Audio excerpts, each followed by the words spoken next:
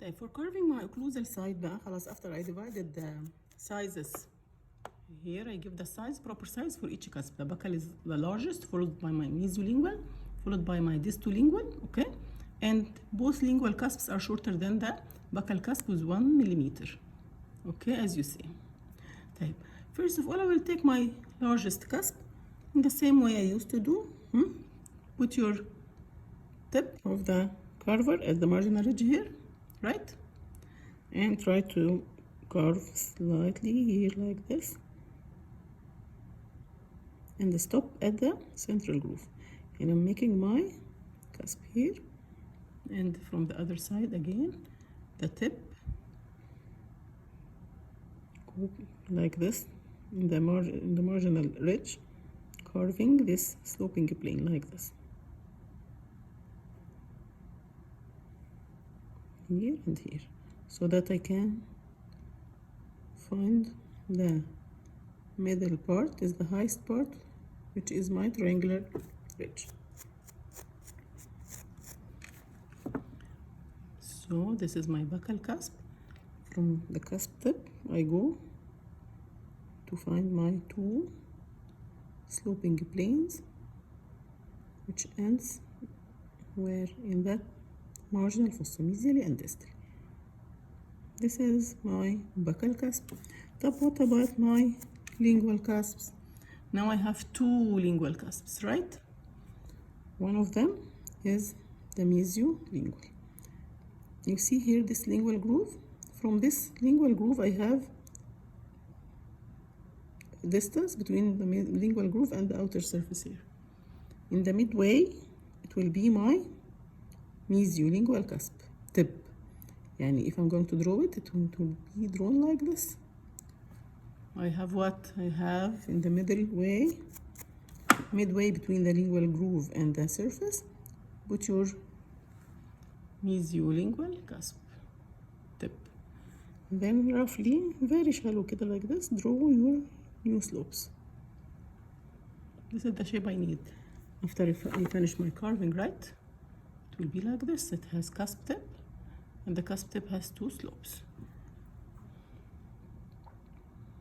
for my mesiolingual and my distolingual cusps. So to do it, after I have drawn here this way, again your tip of the carver, put it here on the slope you have drawn like this, and the tip in the lingual groove. And you make the carver, your tip of the carver in the lingual groove, then go sloping like this. Try to remove this triangle till the central groove. You see, slightly like this.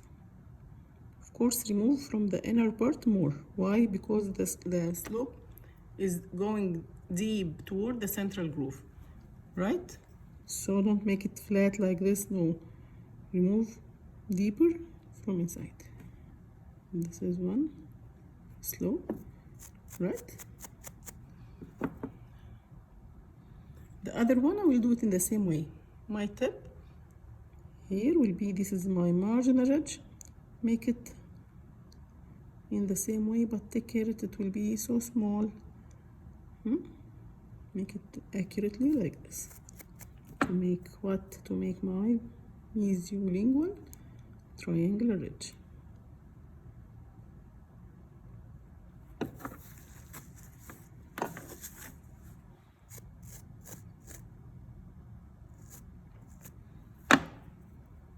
In the same way, what will be remaining for me is my distolingual. Again, put here your tip of the carver in the lingual groove like this. Slightly try to remove the wax. Why? Again, I need here in midway between the lingual groove and this distal line. In the midway, this will be my distolingual cusp tip. So I will go like this. On the other side, slightly.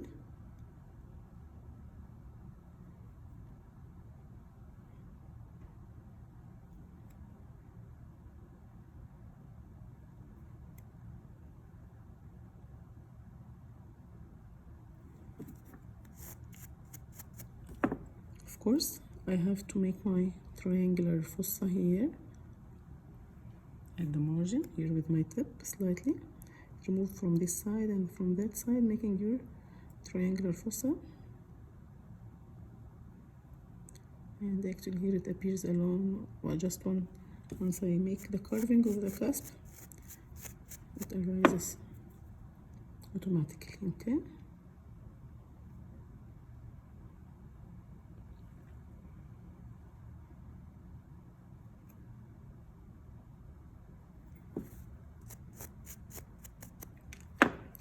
What I'm going to do now, I'm going to make, you see this round sharp lines, I want just to make roundation. Don't make convergency, but I need to make some roundation, as you see. Because actually it is a natural tooth, it's not a box, right? So I have to make this roundation, as we know.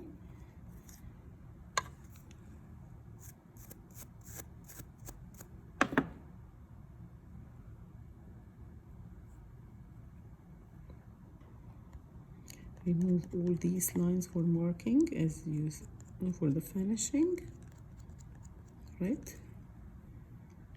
Give the outline of the occlusal side to be square. Square means what? Almost the baculingual dimension equal to the mesiodistal, yani maybe baculingual is slightly larger, but almost they are equal. No lingual convergency, but I have to make my roundation here again. These line angles should be removed.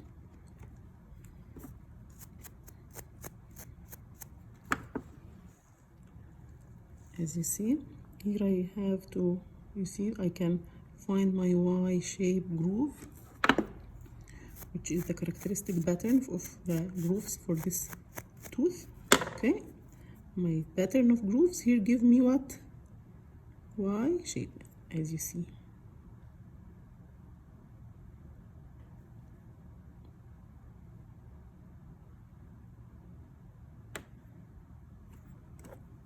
And of course you will find, if you properly carve your tooth, that here I will have this depression, this depressed area in the center, forming my central fossa.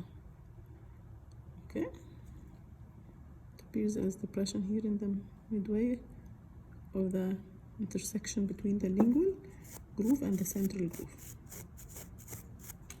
When my central groove meets lingual groove, they meet in the central fossa.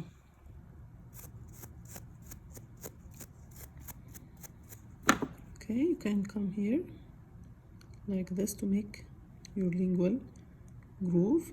Try, after you finish here, make slight removal like this from this part to make slight roundation for the lingual cusp from here and here.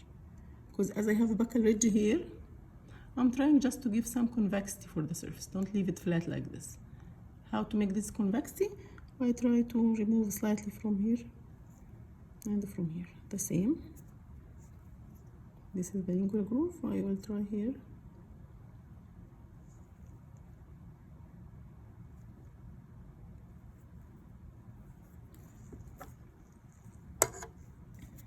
Take care when you do this. I need the groove to be just groove. See? Groove means line. And don't open the separation here between the two cusps. No, they should be continuous, as you see, like this, and just the groove in the depth. You see? Don't remove the wax. Just a slight roundation. Slight roundation. Then you are going to draw your cervical line. Again, take care, as my crown here, you see, it is lingual inclined. My cervical line also should be lingual inclined, so the crest will be not in the middle. It will be shifted 1 millimeter lingually like this. See? And the crest of the curvature not in the mid line. No, it will be 1 millimeter shifted. If this is my midline, this will be here 1 millimeter shifted to the midline. And go here. This is the mesial, so it is slightly curved. Go lingually. The distal almost will be more flat. Okay.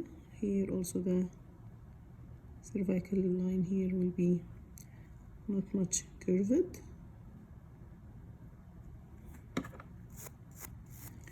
Then we're going to do our root normally, a single root. Take your root length, go with my tapered line as I told you, lingually and buccally.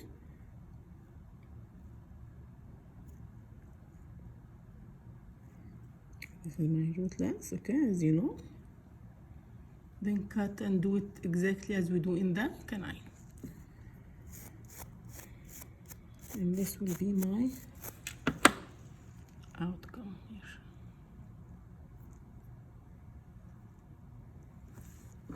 To have a larger model to see.